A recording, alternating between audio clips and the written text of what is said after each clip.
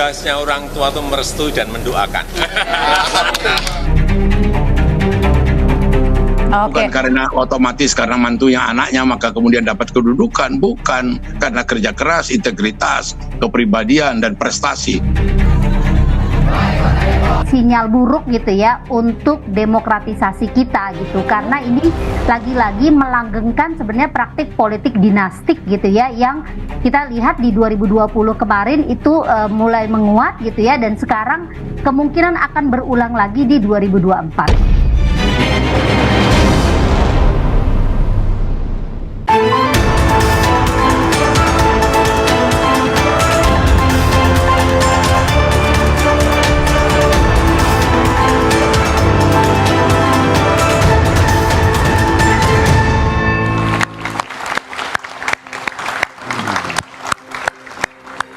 Selamat malam saudara, isu dinasti politik kembali jadi perbincangan publik. Rencana Kaisang turun gelanggang di panggung politik menambah panjang daftar keluarga Presiden Jokowi yang jadi pejabat publik.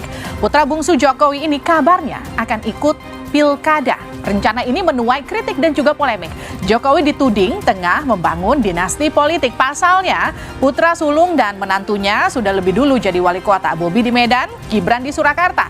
Namun tudingan ini disanggah karena mereka dipilih publik dalam pilkada terbuka. Dan sebagai warga negara, mereka punya hak yang sama untuk ikut berlaga. Meski demikian, muncul kekhawatiran. Sebagai kepala negara dan kepala pemerintahan, Jokowi akan menggunakan kekuasaan untuk kemenangan Kaisang. Benarkah Presiden Jokowi sedang membangun dinasti politik guna melanggengkan kekuasaan? Kita akan bahas bersama dengan sejumlah narasumber yang sudah hadir pada malam hari ini. Tepuk tangan yang meriah untuk narasumber saya, Sigit Widodo, Ketua DPP PSI. Selamat malam. Selamat malam, Putra Nababan, politisi PDI Perjuangan. Selamat malam. Selamat malam, Asfinawati, Wakil Ketua STH Jentera. Selamat malam. Dan selamat malam untuk Muhammad Iqbal, juru bicara PKS. Selamat malam. Waalaikumsalam. Juga teman-teman mahasiswa dari Unika Atmajaya, UIN Jakarta, Politeknik APP Jakarta, UPN Veteran Jakarta, Universitas Budi Luhur, dan Politeknik Kesehatan Jakarta. Saudara, inilah Dua Arah. Saya Liviana Charlisa. Waduh, lagi dan lagi isu politik dinasti kembali jadi komoditi jelang kontestasi politik di negeri ini.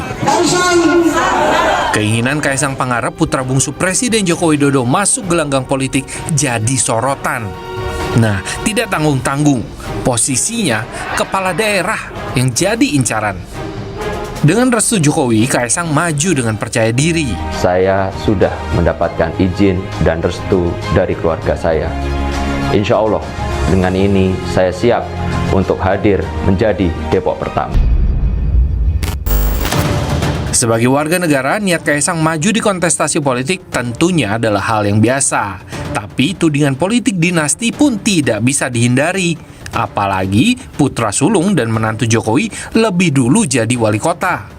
Saya melihat ini sebenarnya sinyal buruk gitu ya untuk demokratisasi kita gitu, karena ini lagi-lagi melanggengkan sebenarnya praktik politik dinastik gitu ya, yang kita lihat di 2020 kemarin itu mulai menguat gitu ya, dan sekarang kemungkinan akan berulang lagi di 2024. Sementara itu, tudingan politik dinasti ini pun dibantah PSI, partai yang menginisiasi majunya Kaisang di pilkada. Dinasti itu bermasalah kalau dia diterapkan dalam satu sistem tertutup non-demokratis. Ada organisasi atau apapun gitu ya, di mana bapaknya punya kekuasaan tanpa batas untuk menentukan anaknya jadi sekjen, yang ini jadi apa, jadi macam-macam. Itu namanya dinasti, Mas. Tidak hanya dukungan, kritik dari internal partai pengusung Jokowi menarik pula untuk dicermati.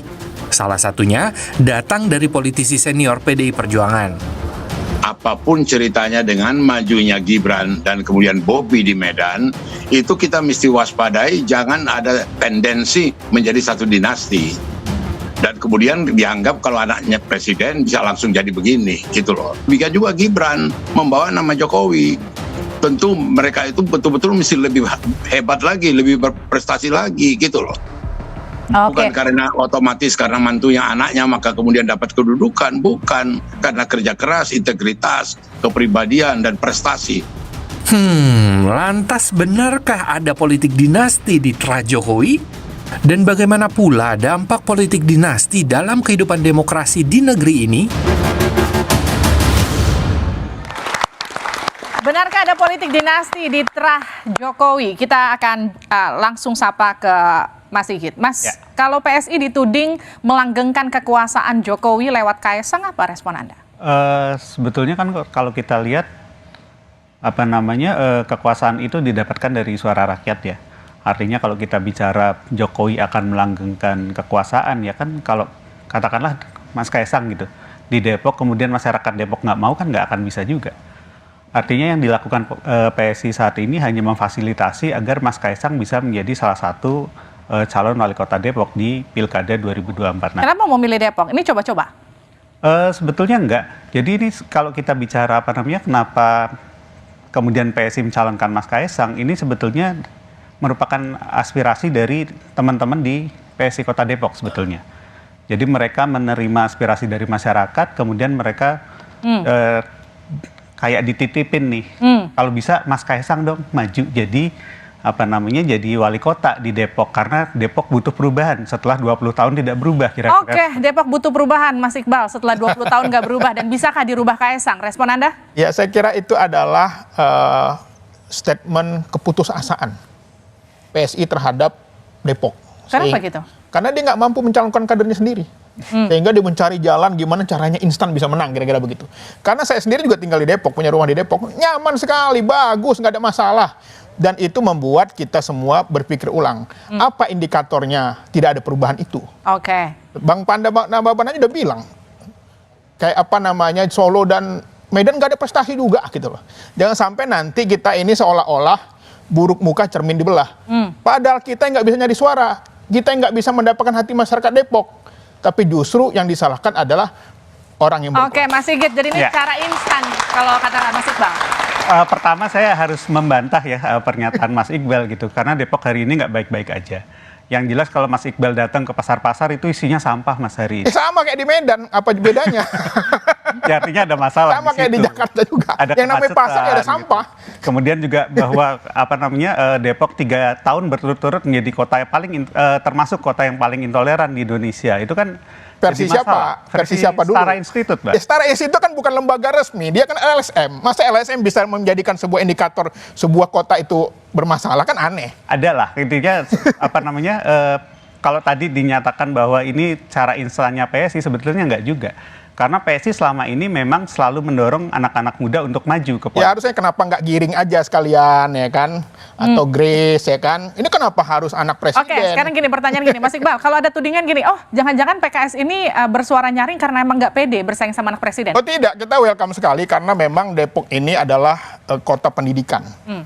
Pemilih Depok itu orang-orang rasional. Mereka adalah masyarakat yang berpendidikan, mereka adalah masyarakat urban yang tentu saja nggak sembarangan milih.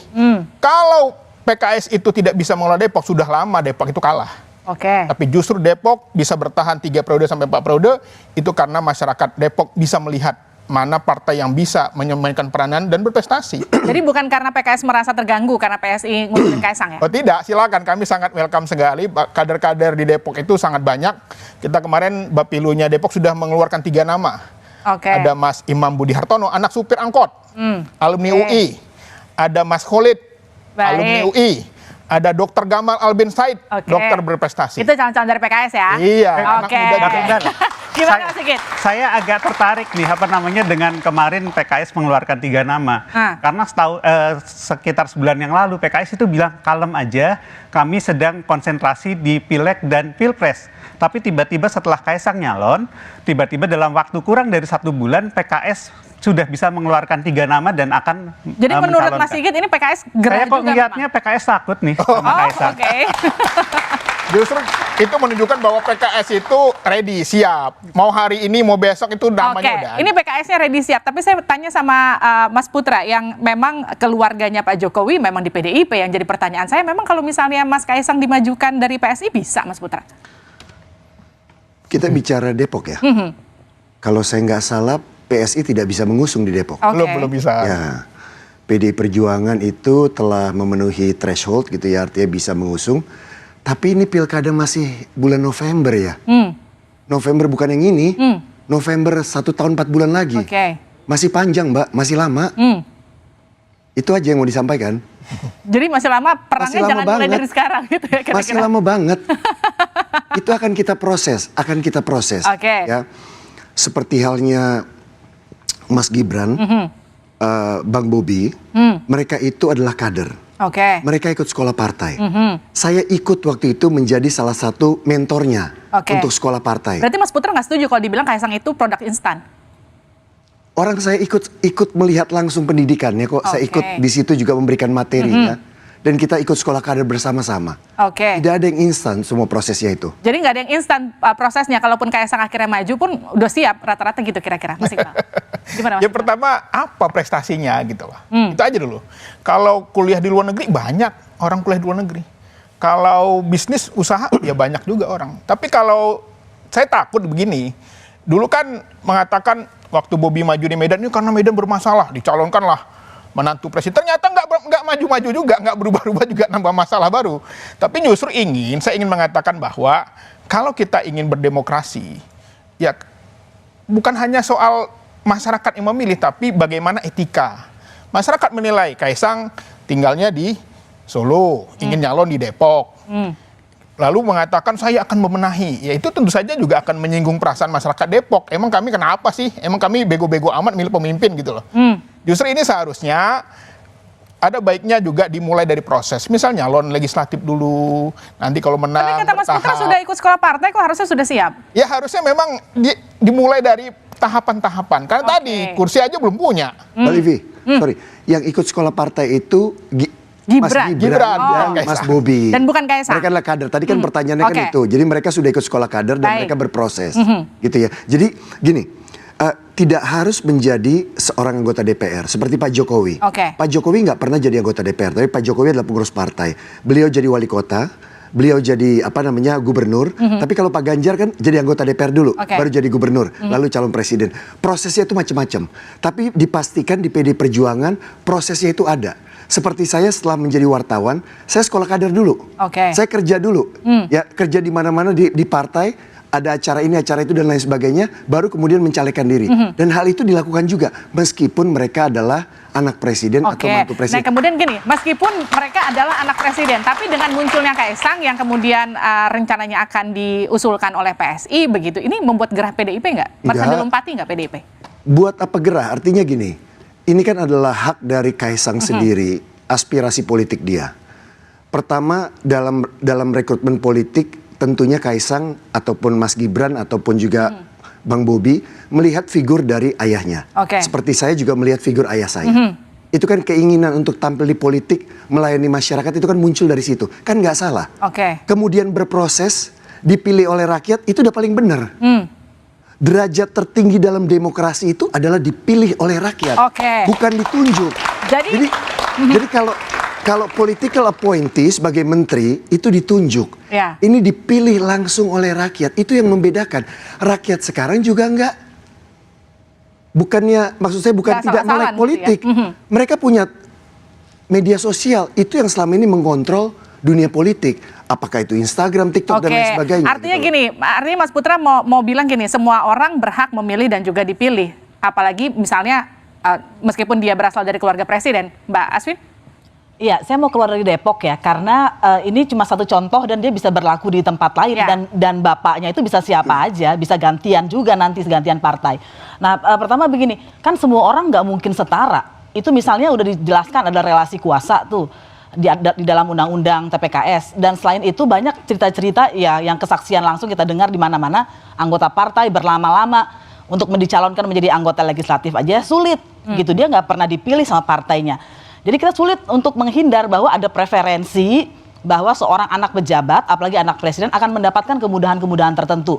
Dan berikutnya begini, karena ini soal etika ya, apakah kalau kita diberikan air sama orang di sekitar kita, bukan kita yang minta, tapi kita tahu orang yang ngasih air itu atau di sekitarnya juga ada kekurangan air. Kalau kita terima air itu, sikap mental seperti itu, sikap etis seperti apa, itu nggak etis sama sekali. Meskipun dia nggak bisa dianggap melanggar hukum gitu. Jadi menurut saya di sini pembicaraannya adalah kita nggak bisa menafikan bahwa derajat setiap orang di dalam masyarakat, struktur sosial, politik itu nggak akan pernah sama kan. Jadi menurut Anda dengan majunya Kaesang di Pilkada Depok itu akan dapat golden ticket? Secara langsung kurang lebih kayak gitu? Itu sudah kita lihat di dalam satu anak dan menantu ya. Itu. Dan inikah kemudian peluang yang mau diambil PSI, Mas Sigit?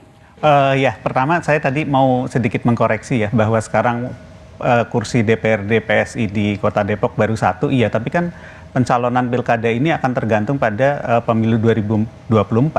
Artinya bisa aja PSI naik, PDIP bisa naik, bisa turun gitu, PKS bisa turun atau naik juga gitu ya.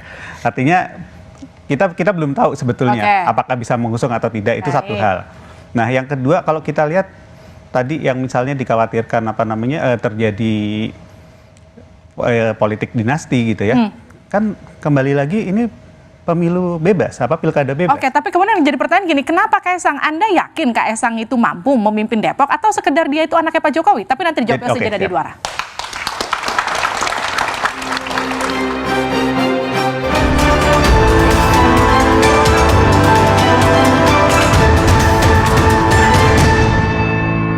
Dinasti politik itu kalau gitu ya, seseorang itu masuk ya proses dalam politik dan itu dibagi, disebar ke banyak partai, ini berbahaya. PD Perjuangan tidak punya ya dalam satu keluarga itu harus satu partai. Dinasti politik itu apabila ada seseorang satu di partai A, lainnya di partai B, saudaranya di partai C, membentuk satu dinasti. Tanggapan Anda, setuju nggak dinasti politik itu kalau tersebar di partai politik, kalau satu partai politik bukan dinasti politik namanya? Iya, kalau partai politik itu partai politik dominan, partai politik yang kekuasaan ya tetap aja itu dinasti politik. Dan sebetulnya saya tadi mau menambahkan begini, kita tuh di dalam konstitusi kita dikatakan yang namanya non diskriminasi, yang namanya sejajar, setara, itu bukan memperlakukan secara sama, tapi ada kemudahan untuk perlakuan khusus untuk mencapai hasil yang sama. Jadi harusnya yang diangkat oleh partai-partai untuk mendapatkan tanda kutip golden ticket itu anak petani, anak buruh, bukan anak presiden. Karena mereka dari awalnya udah nggak setara. Oke, ya itu bisa diperdebatkan sih ya. Tapi kalau saya lihat Mas Kaesang ini bukan sekedar seorang anak presiden, bukan sekedar pernah kuliah di luar negeri seperti yang dikatakan Bang Iqbal, tapi kita melihat bahwa Mas Kaesang ini punya banyak bisnis yang sukses. Kemudian Mas Kaesang juga sukses menaikkan Persis yang tadinya dari divisi 2 ya ke divisi 1 misalnya seperti itu. Jadi kita melihat ada kemampuan manajemen yang sangat baik dari Mas Kaesang dan menurut saya itu salah satu yang dibutuhkan oleh Kota Depok. Gimana tanggapannya Mas Iqbal? Ya, saya kira itu prestasinya belum kuat lah untuk menjadi seorang kepala daerah ya, memajukan sepak bola gitu ya, itu bagus untuk jadi ketua PSSI saya kira. Tapi untuk jadi seorang kepala daerah yang pertama dia harus mendapatkan perahu, dia harus meyakinkan partai pengusung. Nah itu PR pertama itu. Jadi bukan hanya rakyat sebenarnya, tetapi partai politik juga yang tahapan awal pertama sebelum rakyat memilih. Meyakinkan, Anda yakin emang PDIP nggak bakal ngusung Kaesang? Nah ini yang terjadi di Medan. Ahyar itu dulu wakil wali kota, kadernya PDIP. Tiba-tiba karena ada menantu presiden, dia tidak bisa diusung. Itu tentu saja melukai perasaan kader-kader partai yang sudah lama menunggu. Saya yakin juga teman-teman PSI, PDIP di Depok udah nunggu juga tuh kapan diusung. Tetapi ada Argo Bromo lewat. Akhirnya merusak regenerasi partai politik. Itu kan kemudian, gimana Mas Putra? Itu tidak benar masalah di Medan. Jangan menyampaikan informasi internal partai yang kita tidak paham, lalu disebar ke publik. Saya kenal Bang Akhyar baik, saya kenal juga Bang Bobi, dan saya ada di sana waktu itu. Kondisinya tidak seperti itu. Ya, ada masalah internal, bukan karena Bang Bobi mau datang ke situ. Ya, nanti kita bahas lain waktu di dua arah yang lain. Tapi jangan ngomongin internal partai. Wakil wali kota 2 periode tidak diusung. Ya, bukan berarti kan saya harus menjelaskan lebih dalam lagi. Tapi bukan di situ kita mau bahas. Kita bukan membuka pintu karena dia gara-gara anak presiden, bukan gitu ya. Tapi percayalah, di dalam kontestasi politik yang pernah saya ikuti dan saya menang gitu ya, tidak semuanya itu ada hubungannya dengan popularitas. Itu ada 3 hal. Ada popularitas, ada jaringan, dan juga ada pendanaan. Bagaimana dengan golden ticket seperti yang tadi disebut oleh Golden ticket itu udah pasti, udah harus dapat golden ticket, ya kan? Tapi dalam golden ticket itu kan ada pertimbangan-pertimbangan termasuk survei, kinerjanya dan lain sebagainya. Makanya saya bilang kalau ngomong Mas Kaisang itu masih jauh. Mas, ini masih 1 tahun 4 bulan, jadi masih sangat lama. PD Perjuangan akan menyelesaikan pilpres, pileg dulu, baru kita ngomongin pilkada di bulan November. Tapi kan datang ke sini topiknya bukan topik Mas Kaisang. Jadi topiknya adalah tudingan bahwa Pak Jokowi itu melakukan dinasti politik dan itu tidak benar. Karena nggak tidak cuma ada dalam di Kaisang, Mas Putra, tidak ada dalam Pak Jokowi itu rencana dinasti politik atau sedang menyusun dinasti politik. Baik. Karena apa? Karena dalam demokrasi yang sama-sama kita percaya, kedua anaknya termasuk saya, termasuk kita semua kalau maju itu diproses. Itu diproses. Jangan dong kita meremehkan proses yang dilakukan oleh rakyat. Rakyat lihat loh, kalau tidak kerja rakyat lihat. Mbak, sebelum saya ke sini, saya ketemu sama 1.350 warga. Ya, kita ngomong, kita kerja dan lain sebagainya. Terserah Pak Iqbal mau ngomong apa tentang Bobi dan segala macam, bukan pendapat Pak Iqbal yang penting. Yang penting ketika di pilkada 2 kali, kepilih lagi nggak Bang Bobi? Itu urusan. Jadi suara rakyat itu, makanya tadi cocok. Suara rakyat itu harus di tempat itu 3 periode selalu dikuasai PKS. Karena rakyat Depok puas dengan kinerja PKS, itu indikatornya. Bang Iqbal, kalau menurut saya karena nggak ada pilihan yang lebih baik. Artinya partai-partai yang selama ini mengusung musuhnya PKS lah ya, lawannya PKS itu tidak ada wakil. Depok itu selalu mengusung beberapa calon. Betul. Pilihan. Tapi tidak ada wakil yang betul-betul bisa, pertama tidak bisa mewakili anak-anak muda. Karena itu tingkat golput di Depok termasuk paling tinggi. Bahkan Pak Idris kemarin kalah dengan golput. Hartono itu anak muda. Dia calon DPRD. Tapi tidak mewakili anak-anak muda. Dan kebanyakan anak muda di Depok itu golput. Pak Idris kalah loh sama suara golput waktu 2020. Betul nggak? Ya tapi kan ini mau menangkan pemilu, pilkada. Ya betul, tapi artinya ketika anak-anak muda kemudian sudah bergerak dengan sosok yang namanya Mas Kaisang. Ya makanya saya katakan sebenarnya ini hanya strategi teman-teman PSI untuk menaikkan suaranya di Depok. Gitu. Untuk mengganti ini sebetulnya, untuk mengganti satu pemerintahan yang menurut kami sudah berjalan tidak benar. Makanya aneh, di tingkat nasional, koalisi perubahan, wah berubah, nggak boleh. Di Depok mau berubah, kita santai-santai aja, tetapi boleh. Sekarang yang jadi pertanyaan gini, emang kenapa sih Mbak Asvin, kenapa kalau misalnya Kaisang maju di Depok, kenapa kemudian banyak yang gerah? Kalau menurut Anda apa yang salah? Pertama, menurut saya begini, ini dia bisa di Depok, bisa di mana saja, tapi yang membuat banyak orang yang tidak berpolitik seperti bapak-bapak ini adalah ini anak presiden dan sebelumnya anaknya yang lain dan menantunya sudah menjadi kepala daerah. Memang orang Indonesia berapa jumlahnya sangat kurang kah untuk menjadi sampai harus satu keluarga jadi semua begitu? Betul. Dan begini, kan sebetulnya pemilu kita ini kan tidak, kita harus jujur tidak betul-betul terbuka. Pemilih itu betul memilih, tapi sudah disodorkan, terutama untuk pemilihan presiden. Dan para calon-calon presiden selalu mengeluh banyaknya uang yang dia harus keluarkan untuk itu. Itu satu hambatan. Untuk dicalonkan untuk partai ada ribuan hambatan lagi yang bapak-bapak ini lebih tahu dari saya. Jadi bohong besar kalau kita bilang apa yang disodorkan itu adalah kebebasan murni mutlak dari rakyat yang memilih. Mas Putra, bohong besar kalau menurut Mbak Asvin. Iya, memang kalau Mbak Asfi melihat dari sisi, saya kan 25 tahun jadi wartawan ya. Jadi saya udah agak lengkap juga. Pernah ada di posisi Mbak Asfi, tapi sudah berkontestasi. Makanya saya undang Mbak Asfi berkontestasi gitu ya. Ya, terjun langsung ke rakyat, ngomong sama rakyat langsung, dipilih atau tidak oleh rakyat, sehingga Mbak Asfi tahu parameternya dipilih oleh rakyat. Orang yang bukan politisi, jangan menganggap hanya politisi yang ngobrol dengan rakyat. Jangan mengatakan bahwa politisi jangan meremehkan orang lain yang pergi ke pasar tidak terdiri dari rakyat. Kami adalah terdiri dari rakyat. Kami punya pengurus sampai ke tingkat RT, ke tingkat RW. Iya, tapi belum tentu orang yang tidak maju kontestasi tidak peduli pada rakyat. Justru dan kenapa para petugas ranting, petugas di desa itu tidak dicalonkan jadi presiden, tidak dicalonkan jadi kepala daerah? Kenapa harus anak presiden? Memang kurang mereka berbakti kepada partai. Ya, Mbak Asfi semuanya ya. Kalau Mbak Asfi ngelihat dari luar, ya, dan tidak pernah berproses di dalam, tidak pernah ikut berkontestasi juga, ya, itu tidak segampang itu mengatakannya. Ini kita bicara terkait dengan elektabilitas dari seorang tokoh yang merupakan kader partai. Mereka digembleng. Mbak Asfi lihat ya, di partai itu ada orang ya, tadi ngomong soal anak ranting dan segala macam. Saya bergaul dengan mereka. Saya bergaul dengan mereka tiap hari Mbak Asfi. Ya? Dan mereka punya tugasnya masing-masing. Mereka punya tugasnya masing-masing. Nggak bisa Mbak Asfi mengatakan, kenapa nggak anak ranting yang maju? Kenapa nggak ini yang maju? Itu kan ada itu real politiknya. Itu real politiknya. Selalu yang menjadi calon presiden, selalu yang menjadi calon DPR dan lain-lain, itu punya sesuatu di atasnya. Waktu BPUPKI harus memilih bentuk negara apa. Mereka memilih republik dengan sederhana karena kita nggak mau jadi monarki. Monarki kenapa? Karena orang yang bisa menjadi pemimpin adalah anaknya. Kalau kita sekarang seperti ini, apa bedanya republik dengan monarki?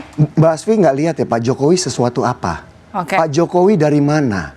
Pak Jokowi adalah kader.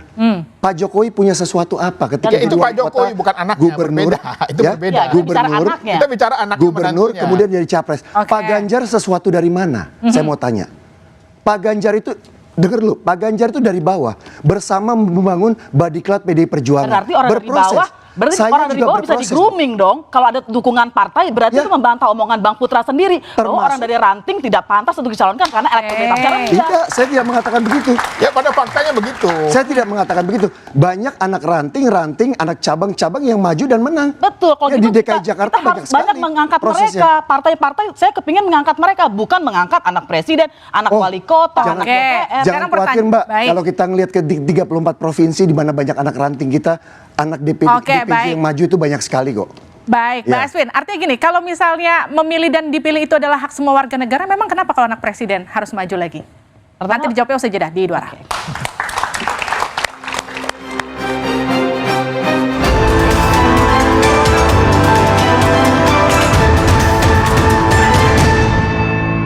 Siapapun punya hak pilih dan hak dipilih.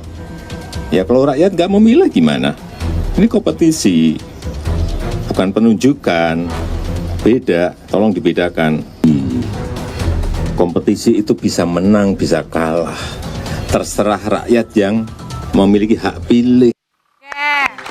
Yang tadi Anda saksikan itu file di tahun 2019. Pak Jokowi kala itu membantah bahwa ia membangun dinasti politik. Yang kita kutip pernyataannya kurang lebih sama. Itu demokrasi dipilih dan juga memilih. Kira-kira orang bisa kalah, bisa juga menang. Mbak Asvin, emang kenapa kalau anak presiden mencalonkan? Yang mengerikan di Indonesia adalah tidak semua orang bisa sampai ke gelanggang untuk dipilih itu. Jadi hambatannya sudah banyak sekali. Karena ada partai untuk mencalonkan itu. Atau calon independen sulit sekali. Teman saya dicurangin. Ada banyak orang dicurangin. Jadi kita ini nggak sesederhana yang kelihatan bahwa hak setiap orang. Justru banyak orang tidak punya kesempatan untuk dipilih. Dan yang menarik sebetulnya Pak Jokowi tadi yang disampaikan yang sebelumnya. Itu pernyataan jujur beliau sebagai ayah kan. Sebagai orang tua gitu. Jadi nggak semua anak orang tuanya presiden. Sebagai orang tua saya bisa merestui, orang tua Mbak Livi bisa merestui Mbak Livi untuk menjadi apapun, tapi bukan presiden, itu bedanya. Oke. Jadi Mbak Livi, sebentar saya mau nyampaikan. Jadi di Pilkada 2018 atau 2020 atau 2021, ketika PDI Perjuangan maju dengan kandidat calon wakil wali kotanya adalah dari partai lain, itu calon wali kotanya ikut sekolah kader kita. Oke. Jadi meskipun dia dari partai lain, dia ikut dalam sekolah kita selama 10 hari untuk menyampaikan persepsi, ideologi dan program kerja kita. Artinya yang mau saya sampaikan adalah di dalam itu berproses. Kami melakukan psikotes, kami melakukan training, kami ada pendidikan sekolah kader dan lain sebagainya. Saya sekolah kader itu sama-sama dengan anak cabang. Satu-satu grup saya sama-sama. Anak cabang sama DPC dan lain sebagainya. Tidak melihat satu sama lain. Dan Ibu Megawati selalu mengatakan, kita ini semuanya sama. Yang membedakan adalah tugas kita. Tugas kita yang beda-beda. Ya, saya sorry Mbak Livi, saya belum tentu bisa mimpin partai. Tapi saya bisa jadi anggota DPR. Baik. Ya, tapi ada juga orang yang bisa mimpin partai, tapi belum tentu bisa dipilih. Ya kan? Nah, ini yang mau saya sampaikan di PDI Perjuangan. Ya, kalau mbaknya lihatnya dari partai lain, ya mungkin silakan. Oke, gitu. Mbak Aswin. Iya, tadi kan ikutnya berapa Bang? 10 hari ya? Lebih, kita 10 hari dan beberapa kali. Iya. Mbak, sorry ya, manajer kampanyenya juga ada pelatihan, Bu.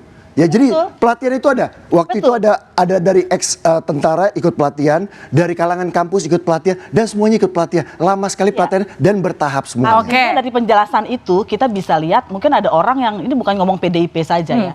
Tapi fenomena-fenomena ada orang yang sudah menjadi kader partai dari bapaknya sampai dianya. Itu artinya melintasi generasi tapi tidak pernah dicalonkan menjadi wali kota Oke, misalnya. bagaimana kemudian Dan PSI yang menjawab lain itu? tadi juga mengatakan ada manajer kampanye, ada grooming Oke. pastikan ya. Bahkan ada konsultan politik yang untuk menentukan berapa derajat tangannya, latihan ngomong. Jadi sebetulnya kalau ada kemauan siapapun bisa di situ. asal Siapapun dilatih bisa, dan Mas diberikan Sigit. akses. Sebentar. Saya sepakat bahwa untuk menjadi menjadi pejabat publik itu di Indonesia susah. Kita melihat banyak yang tidak bisa karena misalnya masuk lewat sebuah partai kemudian dimintain mahar segala macam gitu ya. Karena itu satu hal dari PSI kita nggak pernah pakai mahar untuk untuk caleg maupun calon kepala daerah.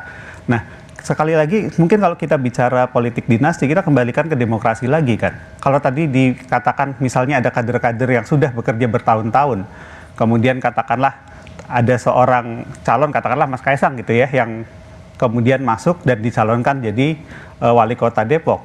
Nah, itu kan kita juga nyaloninnya nggak asal anaknya presiden kita calonin gitu ya. Tapi kan kita melihat bahwa ada keinginan dari masyarakat untuk mencalonkan Mas Kaisang jadi wali kota Depok. Artinya kan kembali lagi nih keinginan masyarakat. Sayangnya itu nggak bisa dibuktikan ya Mas, karena anaknya tinggal satu Berapa lagi. Kalau anaknya masih ada dua, maka orang bisa dipilih dan ya karena yang makanya satu dipilih karena lebih nanti bagus, dikembalikan ya. lagi ketika proses pilkada rakyat yang akan menentukan dipilih atau enggak. Kalau PKS nanti memberikan wakil calon yang lebih baik ya pasti yang dipilih calonnya PKS kan gitu. Makanya saya seneng banget nih Mas Iqbal berkontestasi, nanti bisa melihat langsung. Kalau di dapil saya, ketua DPR incumbent saja kalah. Ketua DPR incumbent kalah. Seluruh incumbent kalah semuanya. Ya, jadi rakyat itu nggak mudah kok dibodohi. Oke. Ya, Mbak juga jangan mempersepsikan tiba-tiba rakyat tuh terperangah dengan ini ada pendekatan kekuasaan. Justru tidak, ini segala makanya angka golput tinggi, Bang. Mohon maaf Makanya ya. angka golput Mbak tinggi, kan? jangan meremehkan rakyat, mengatakan bahwa kalau itu anak presiden, Justru itu angka anaknya golput tokoh, yang itu tinggi langsung itu dipilih. menunjukkan bahwa Jangan rakyat begitu, nggak Mbak. bodoh dan sudah Apalagi muak Mbak dengan calon-calon yang ngelihatnya diajukan dari atas partai. gunung tidak pernah turun ke bawah. Nah, ini melihat salah langsung ini dengan rakyat. persepsi bahwa orang Nah, tidak itu dia masuk di masalahnya. konstitusi tidak pernah turun ke bawah salah. Jadi kalau kita ngeliat turun ke bawah, ini rakyat itu sindrom cerdas. berkuasa ini susah ini sindrom Bukan. berkuasa ini. Bukan. Bahwa seolah-olah orang yang tidak berkontestan, tidak jadi anggota dewan itu adalah orang nggak peduli sama masyarakat. Kesannya begitu. Ini justru banyak teman-teman LSM seperti LBH, YLBH dan itu banyak membela dan mereka nggak pernah mengatakan kamilah yang paling bekerja. Tidak. Justru harusnya partai politik malu dengan banyak masyarakat yang justru mereka ikhlas. Kita juga membantu kerja sama tanpa mereka. harus digaji. Justru DPR tuh malu kalau turun terus digaji, dibayar lagi.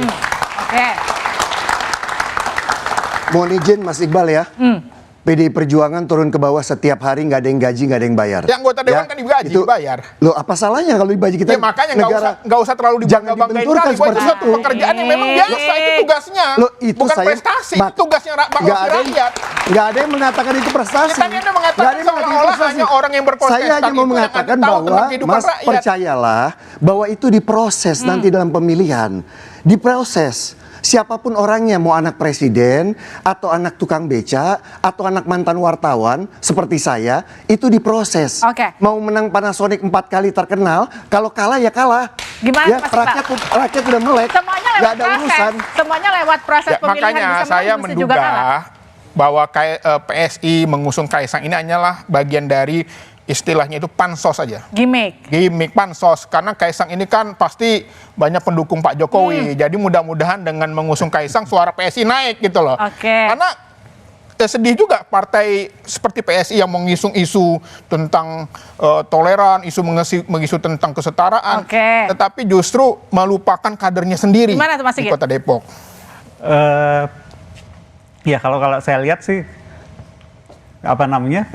yang disampaikan ya nggak kayak gitu ya. Artinya kita melihat bahwa satu, Depok itu butuh sosok pemersatu yang selama ini nggak ada nih untuk lawan PKS. Iya.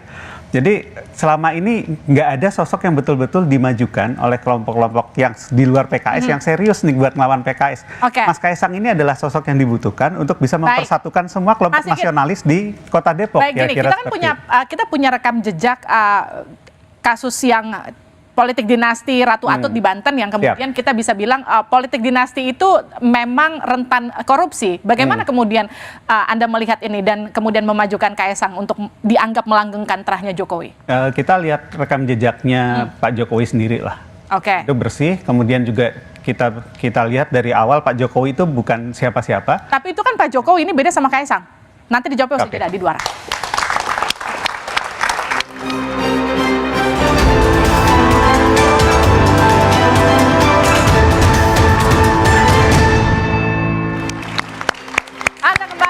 Kami di Dua Arah, saya ke Mas Sigit. Mas Sigit tadi bilang melihat Kaesang itu melihat rekam jejaknya Pak Jokowi, tapi itu kan Pak Jokowi bukan Kaesang. Kita kan melihat bahwa di dalam satu keluarga itu pasti ada interaksi, ada saling pengaruh gitu ya. Saya mengambil positifnya aja ketika seorang seorang kepala keluarga itu punya prestasi, kemudian sangat anti korupsi gitu. Itu kemungkinan akan menurun ke anak-anaknya gitu. Dan tidak akan jadi skandal Ratu Atut kedua? Saya yakin nggak, karena keluarga Pak Jokowi saya yakin tidak seperti itu. Oke, keyakinan itu cukup Mbak Asvin? Pak Jokowi dengan segala macam yang dia sudah lakukan, itu tercatat sebagai presiden yang menghancurkan KPK, dan dengan revisi Undang-Undang KPK, dan menggunakan isu tes wawasan kebangsaan yang dinyatakan oleh Komnas HAM melanggar hak asasi manusia untuk menyingkirkan pegawai-pegawai KPK yang berintegritas dengan kata-kata Taliban. Padahal ada yang Kristen, ada yang Buddha, saya ketemu, ada yang Tionghoa gitu.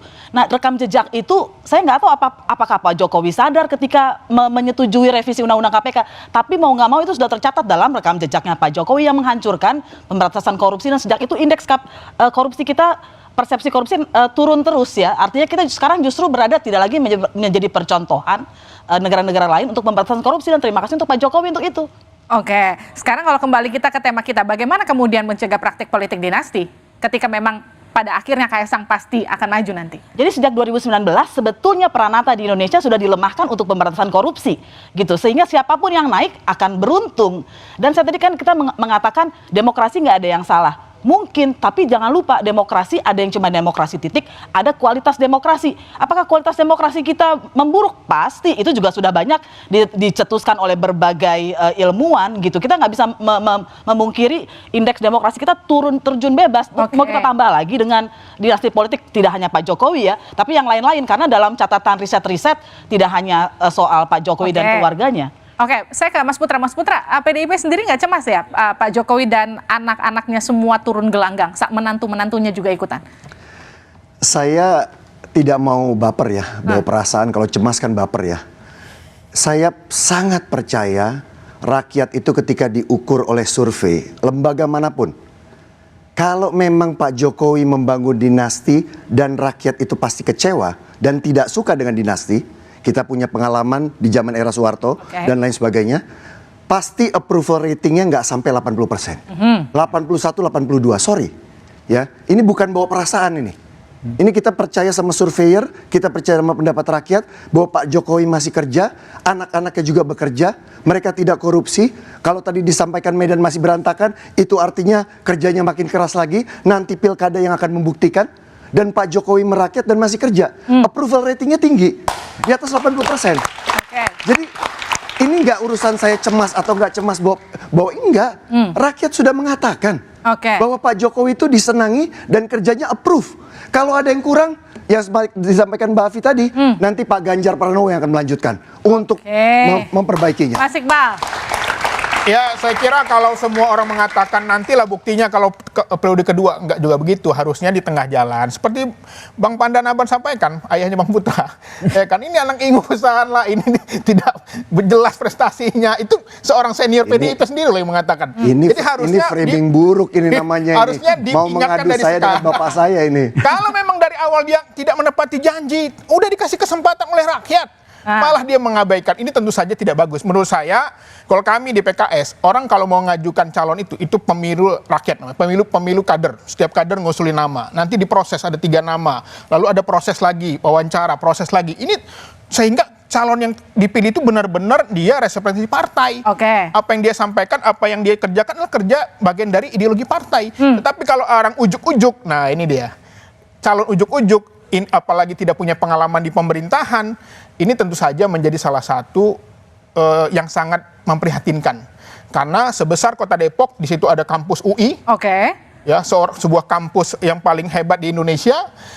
Itu juga akan melihat apakah ada alumni UI yang bisa menyaingi Kaisang yang menjadi pemimpin. Dan calon kami salah satunya wakil wali kota Depok itu adalah alumni UI. Ini saya mau tanyakan ke Mas Putra, kalau Pak Jokowi bilang sebagai orang tua ia merestui, PDIP ngeluarin tiket nggak buat Kaisang nanti?